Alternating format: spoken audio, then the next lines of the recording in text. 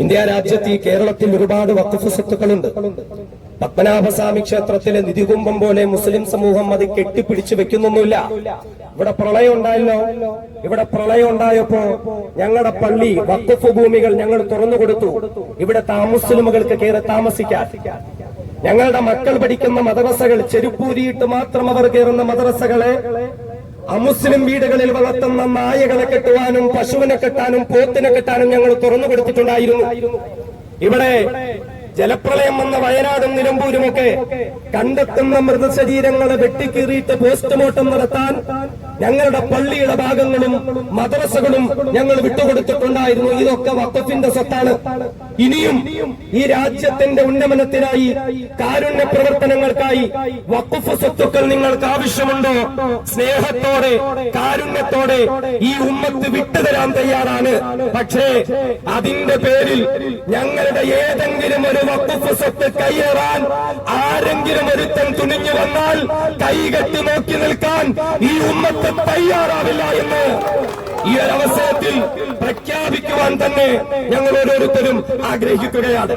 പിന്നെ ഇവിടെ ഈ വഖഫിന്റെ വിവാദമൊക്കെ ഉണ്ടായപ്പോൾ ഒരുപാട് ക്രൈസ്തവ സഹോദരങ്ങളൊക്കെ RSS രോഷാന പാടുകയാണ്. വഖഫ് ബില്ല് പാസ്സായപ്പോൾ അവർ ലഡു തിന്നുകൊണ്ട് ആഘോഷിക്കുകയാണ്. നിങ്ങൾ കഴിച്ചോളിൻ, ഒരു കുഴപ്പമില്ല.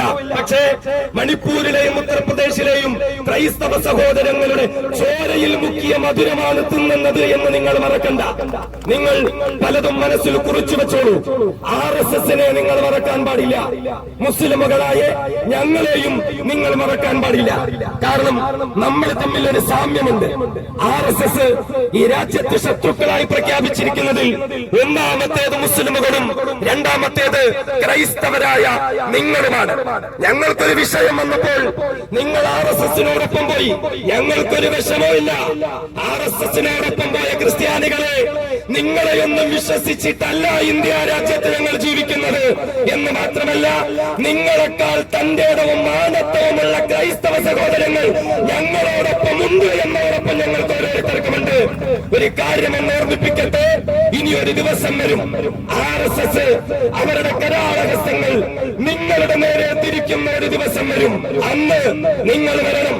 അന്ന് നിങ്ങളോടൊപ്പം നിൽക്കാൻ ഈ മുസ്ലിമുകൾ മാത്രമേ ഉണ്ടാവുകയുള്ളൂ എന്ന് ക്രൈസ്തവരായ വർഗീയവാദം വെച്ച് വിളമ്പുന്നവർ മറക്കാൻ പാടില്ല എന്നാണ് ഞങ്ങൾക്ക് പറയാനുള്ളത്.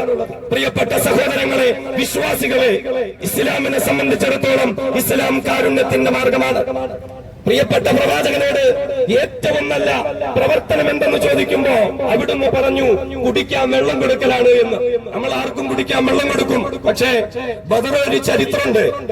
മുസ്ലിങ്ങൾ കുടിക്കാൻ വേണ്ടി കെട്ടിയുണ്ടാക്കിയ ടാങ്കിൽ നിന്ന് വെള്ളം മോഷ്ടിച്ചെടുക്കാൻ വന്ന ഒരു അക്രമിയെ മഹാനായ ഹംസത്തുൽ ഖർറാർ റളിയല്ലാഹു അൻഹു കൈകാര്യം ചെയ്ത ഒരു ചരിത്രമുണ്ട്. ഞങ്ങളുടെ കാരുണ്യം നിങ്ങൾക്ക് വേണമെങ്കിൽ ചോദിച്ചോളൂ, ഞങ്ങൾ തരാം. പക്ഷേ കയ്യൂക്കുകൊണ്ട് പിടിച്ചെടുക്കാൻ വന്നാൽ വീണ്ടും ബദർ ആവർത്തിക്കുവാൻ ഈ സമുദായത്തിന് മടിയുണ്ടാവുകയില്ല എന്നാണ് ഈ വേളയിൽ പ്രഖ്യാപിക്കുവാനുള്ളത്. വിനീതനും പ്രതിനിധാനം ചെയ്യുന്ന ഖലീൽ അഹമ്മദ് ഇസ്ലാമിക് ഫൗണ്ടേഷൻ എന്ന പ്രസ്ഥാനം മഹത്തുക്കളായ ദേവബന്ദി പണ്ഡിതന്മാരുടെ പാരമ്പര്യം ഉൾക്കൊള്ളുന്ന പ്രസ്ഥാനമാണ്. അള്ളാഹുവിന്റെ വഖഫ് ഭൂമികളെ സമരസജ്ജമായി ഒരുക്കി ഈ രാജ്യത്ത് സ്വാതന്ത്ര്യ സമരത്തിന് വേണ്ടി പണ്ഡിതന്മാരെ വാർത്തെടുത്ത, ഈ രാജ്യത്ത് സ്വാതന്ത്ര്യ സമരത്തിന് ജിഹാദിന്റെ ആഹ്വാനം കൊടുത്ത ആ പണ്ഡിത പോരാളികളുടെ പാരമ്പര്യം നിർത്തി നമ്മൾക്ക് ജീവിക്കാനുള്ള അവകാശം നിഷേധിക്കപ്പെട്ടാൽ നമ്മുടെ പള്ളികൾ തകർക്കാൻ, വീടുകൾ തകർക്കാൻ, കരിനിയമങ്ങൾ ഉൾപ്പെടുത്തി ജയിലിലടയ്ക്കാൻ, നമ്മുടെ വഖഫ് സ്വത്തെടുക്കാൻ, തട്ടിയെടുക്കാൻ നിയമത്തിന്റെ പരിധികളുമായി സംഘപരിവാരം വന്നാൽ ഇൻഷാ അല്ലാഹ് വേണ്ടുവന്നാൽ ഒരു സ്വാതന്ത്ര്യ സമരത്തിന് കൂടി നാം സജ്ജരാകണമെന്ന് ആഹ്വാനം ചെയ്തുകൊണ്ട്